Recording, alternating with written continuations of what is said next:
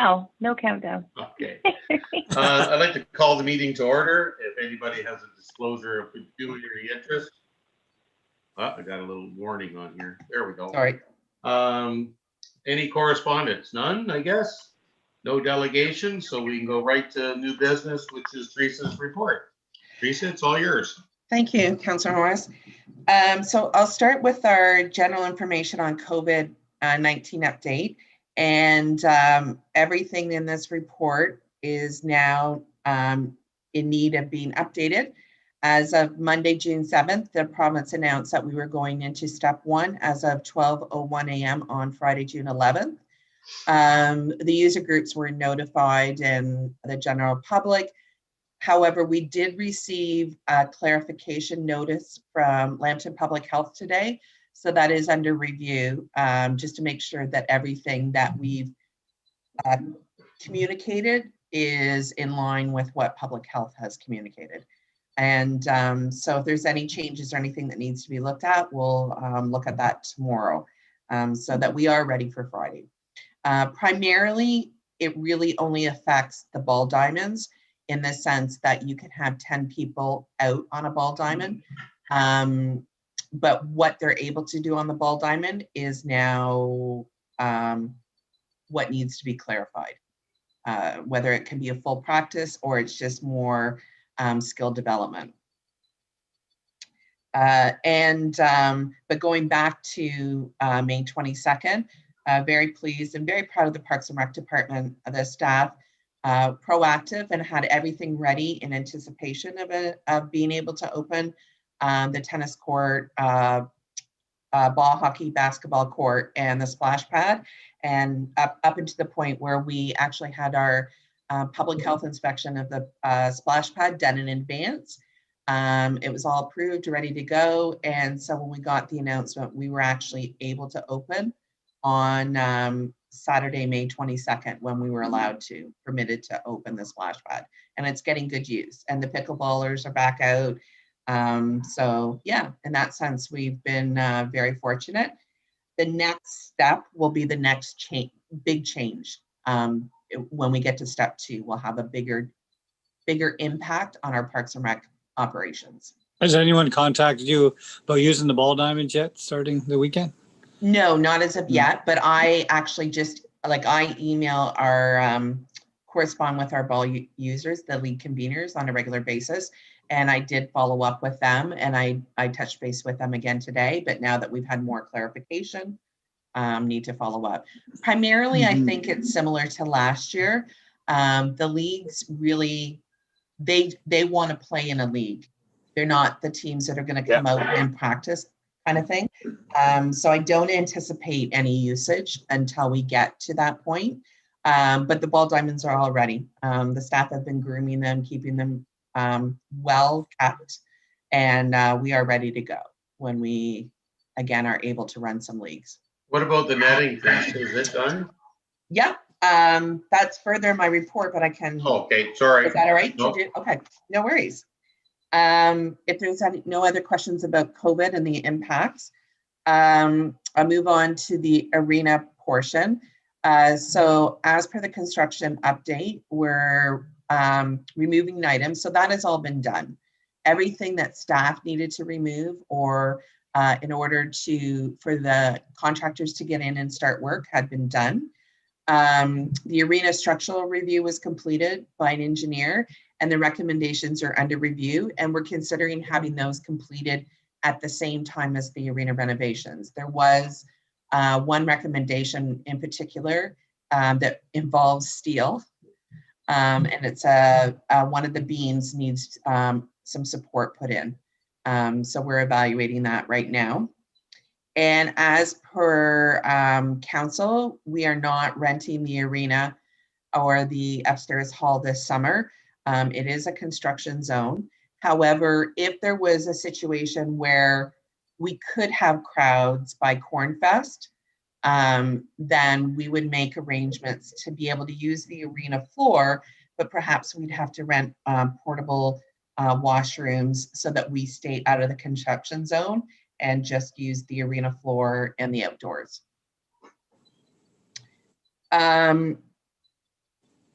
And there was notice, just so you know, there will be a special council meeting tomorrow night with regards to ice rentals in the fall, and working on plans and contingency plans should construction go later than anticipated.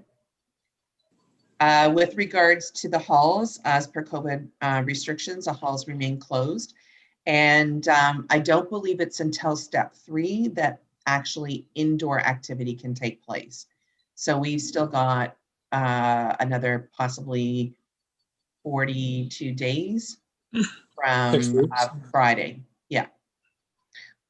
But it doesn't mean that we are taking inquiries. There hasn't been many because of the volatile circumstances, but we still are taking them. The parks in the downtown, so grass cutting began in April. Staff have been really busy with that.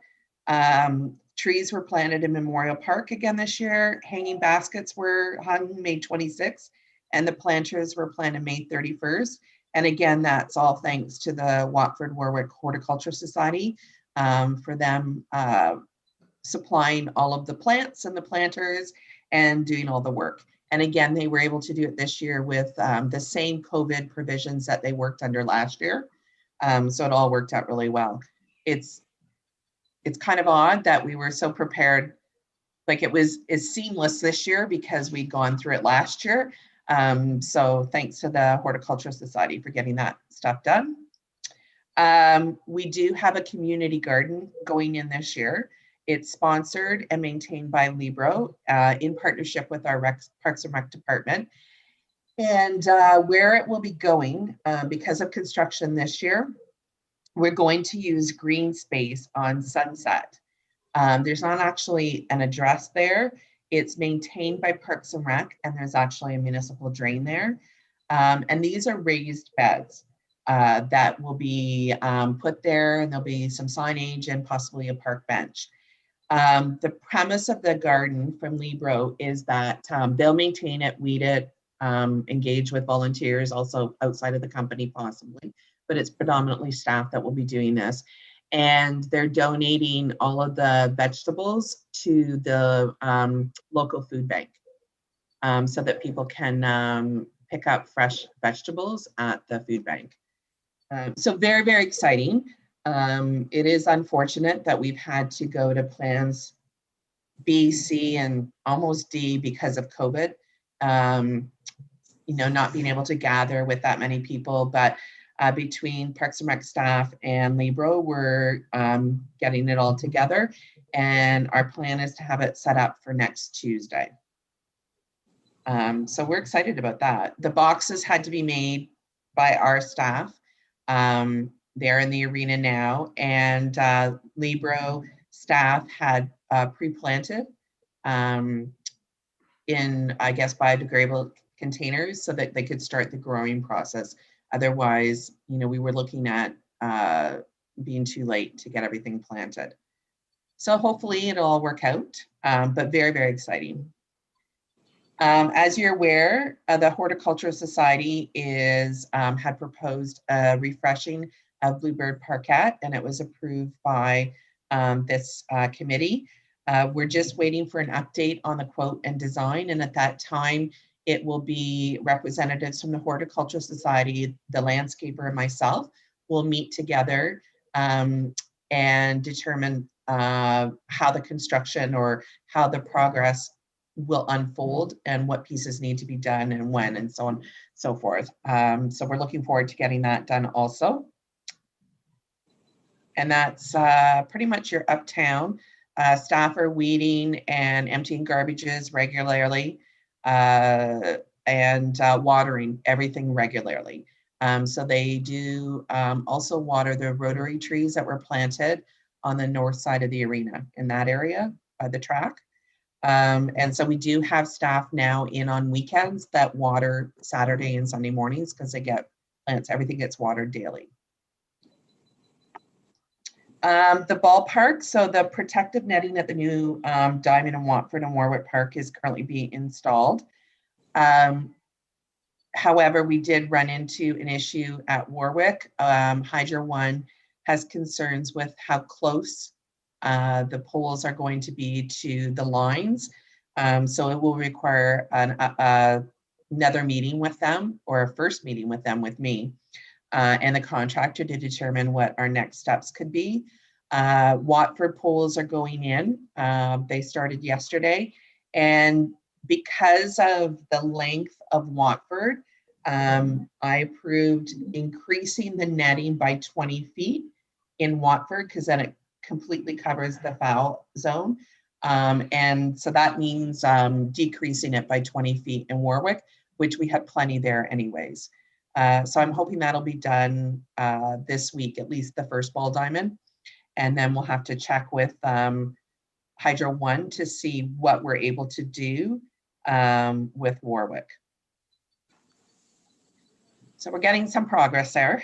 And I have communicated with the neighbors, our neighboring neighbors to the south of the ball diamond, with regards to what would be happening be prior to it happening. So they did get email correspondence saying that we were going with metal poles and that they were being constructed and that the netting was going in.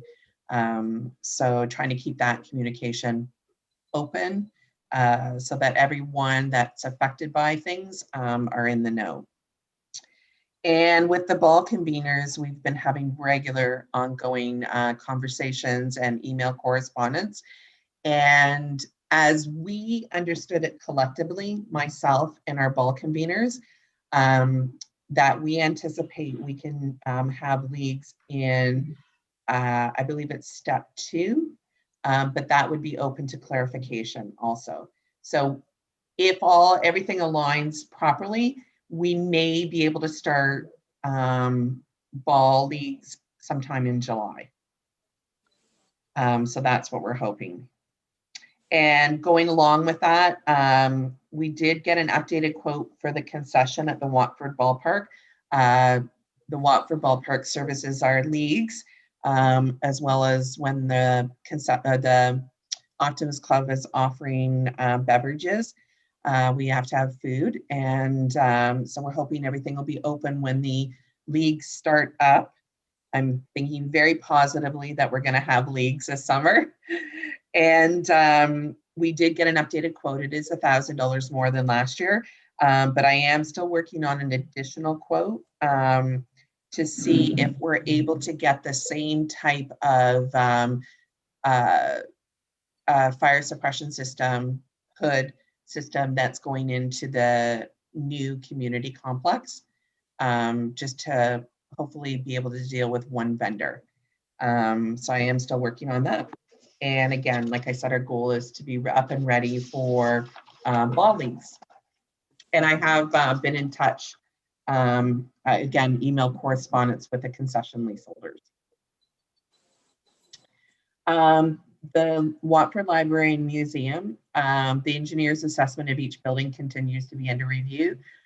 We do have those, and again, it'll be now specifying what work we're able to do. But right now, our focus primarily is on the ball diamonds, the arena renovations, and the new community hall. But with that, this is still on our list to look at for this summer also. Teresa, can I just jump in for a second? I just had a question about the concession. Yep. So how does that affect the lease? Because the leaseholders were also using it like as a regular business and open not during ballpark times. So like, I'm just wondering, I mean, I feel like this has now held up them being able to reopen for takeout or you know, moving into this next weekend, they could have had a patio or that sort of thing. Yeah, they do run a private business, but if I remember correctly, the lease is based on being open for our ball leagues. And I don't know if I can. Amanda can probably speak to that. I can, thank you. So that's a great point, Martina. And the lease agreement we have with the leaseholders is based on a minimum amount of service based on ball leagues.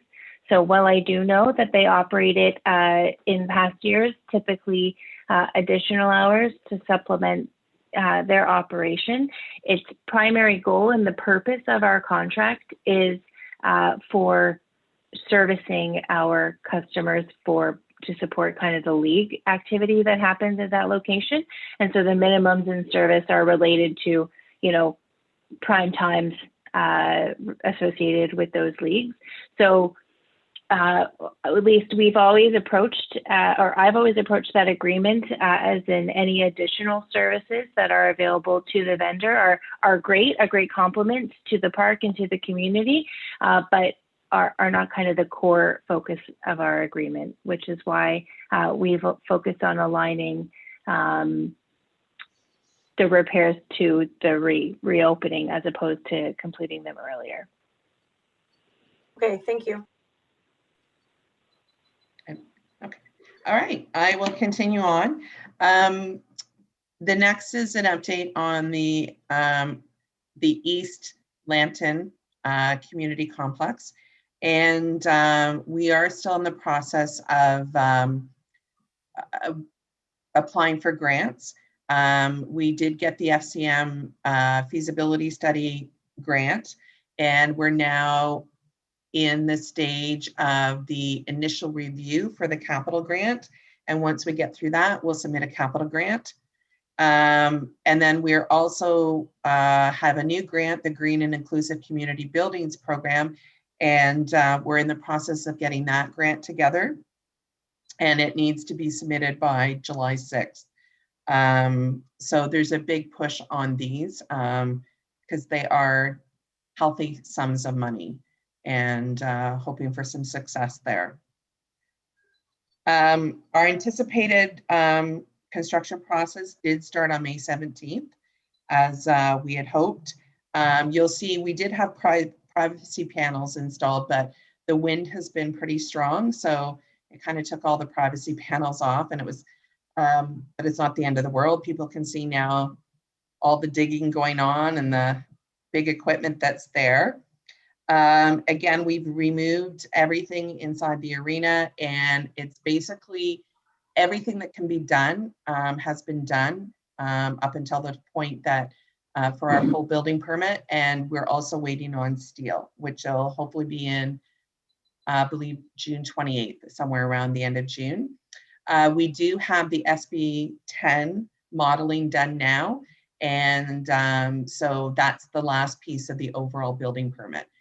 So we're just getting that signed off on the engineers, and it will be sent to the Lambton County Building Department. So we're ahead of schedule in the sense that 2 weeks ago, I said we had a month's work without needing the full building permit. So we're in good shape that we'll be able to continue. And we're getting lots of orders of materials and storing that on site.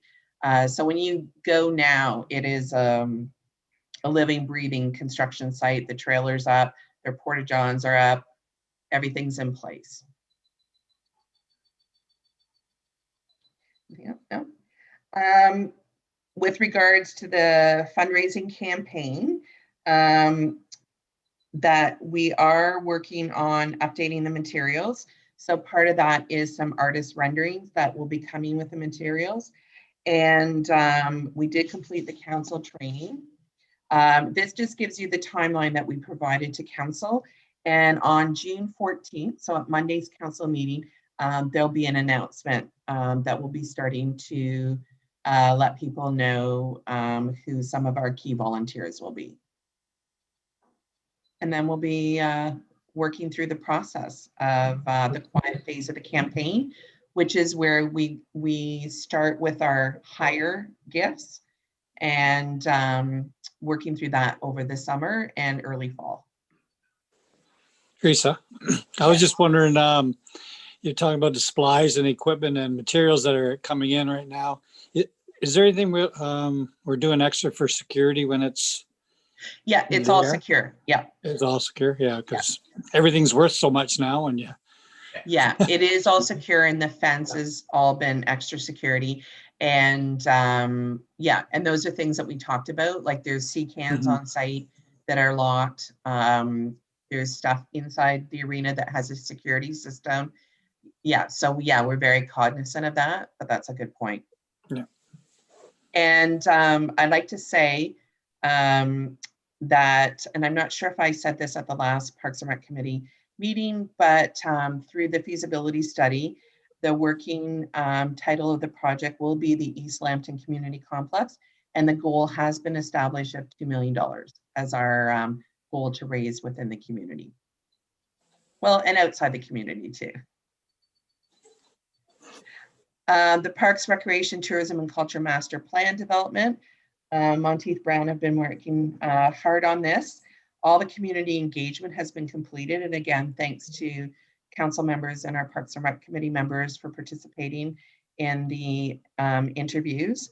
So they're now processing all that information plus document review. And there's a list of many, many, many documents that they have. And one of the next things that we'll be looking at is a site visit. And you can probably appreciate that that was held back until it was, until we get to a point that the consultants are comfortable coming out during COVID.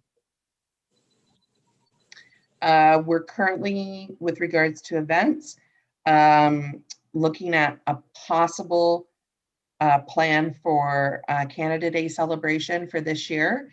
Again, it's going to be difficult because of COVID restrictions. There isn't a lot that we can do, but we are looking at doing something. And under other, June is Recreation and Parks Month, and we've noted that on our social media. And for anybody who's interested, there is a calendar for June, and you can print it off and put in your activities and plan out your month of recreational activities. And the last thing is a quote has been received and is under review for painting of the parking lot lines at Memorial Park and completing Watford Fire Hall parking. And I just had one question for them, Councillor Morris, as a clarification, and I'm just waiting to hear back on that. Okay, that's great. Yeah. And that was our Parks and Rec report for this meeting. Has anybody got any questions for Teresa that they haven't been able to ask yet? Hey, Teresa, No. Yes. when does baseball start? In step 2 or step 3? I don't have it in front of me, but I thought it was step 2. Well, that's in June, isn't it?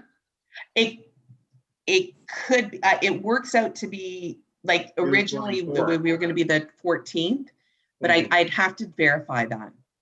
Sorry, But I don't have it. Isn't it 3 weeks from step 1? 21 days, yes. Yes. But I suspect that if we go by previous plans, they may want to start like after Canada Day. I can't say for sure. Okay. But yeah, so, but they will be ready to go. And we are hoping for the fall season, but I will clarify that. The other question I had for you, Teresa, have you heard anything from the Corn Fest Committee about their plans? Just briefly that they are looking at doing something, but nothing in detail yet. I have received one email. Yep. And I think also for them, it depends. Oh, Amanda maybe has another update. I haven't heard anything from the Corn Fest Committee. Sorry, I just found our reopening plan, and I can, based on the stages of the province's new plan for COVID, and it is our understanding, yes, that in step 2, outdoor sports leagues are permitted. And in addition, the impact on Parks and Recreation would also be hall rentals could be permitted for 5 persons or less.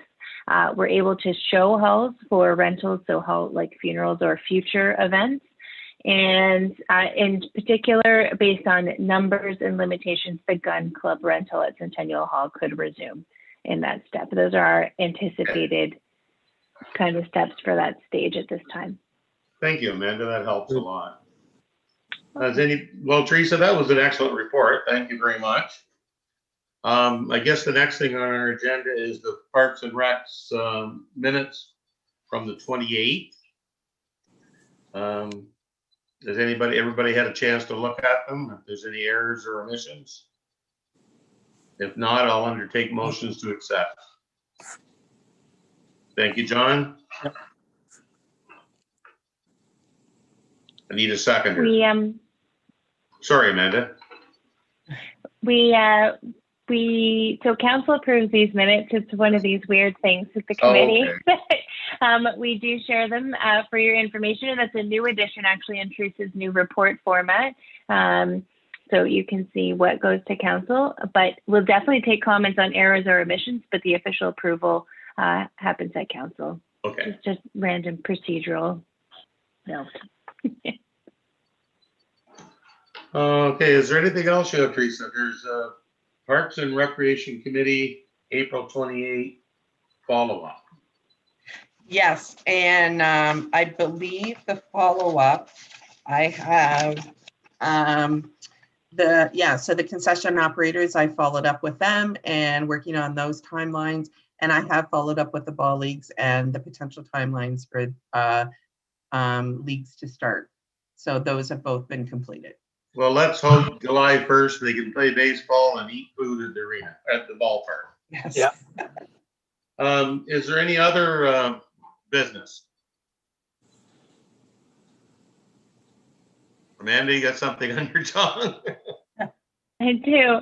So I did send an email to the committee when the special council meeting agenda for tomorrow was published. So I did just want to, in case you haven't seen that, alert that staff are bringing us a report to council at their special council meeting on a potential partnership with Brooke Alvinston to work with our ice users so that they can start playing, given some of our construction delays. It's actually Teresa's idea. Sorry, I just didn't want it to be Miss Teresa. Do you want to speak to it at all or add anything? No. It's just basically Amanda and I, trying to be proactive again and get ahead of things. And Brooke Alvinston, if it works out, we're very excited. So Alvinston themselves, Alvinston Arena, they'll put the ice in August, you're hoping, to cover what we would usually have here? Is that what the idea is? Yes. Teresa? So essentially, just a little bit of background. With regards to August ice, we did not do it last year because of COVID. And this year, I hadn't done ice allocation yet, but I had one inquiry for August. And so I did call to neighboring municipalities. And at that time, I would say that's probably about a month ago, no one was booking summer ice. No one was confirming anyone. Everybody's waiting for COVID. So that was still, conditional. And again, on how many ice rentals we may have had. But knowing that there's a delay in steel, right now it's challenging with some of our materials, and steel is something we need to have to be able to close in the dressing rooms with roofs. And without that, we can't finish the interior, which includes fire safety. So we can't open the building to anyone because we wouldn't have the sprinkler system done. So wanting to ensure that our ice users are looked after, and it depends very much on fall fairs and whether they proceed or not. But it just seemed like a natural fit to have a discussion with Brooke Alvinston, and they were wonderful because we share users already. And so if we can get that, buy a little bit of time for us and get us to a point where, we can even open with 3 dressing rooms and then the flex space to be able to use also. So we just need major completion, but we need the fire safety. That's what we need to ensure that we can open the building. Thank you. Hey. Has anybody else got any questions? Not, that's the end of our agenda. Quick tonight, guys. So at this time, I'll take a motion to adjourn. I guess there's only two of you, so guess what? Thanks, Ricky. Thanks, John. The meeting is now adjourned. All right. Thanks, everyone. you. Have a great night. Thank Yeah, you. good night. Oh, sorry.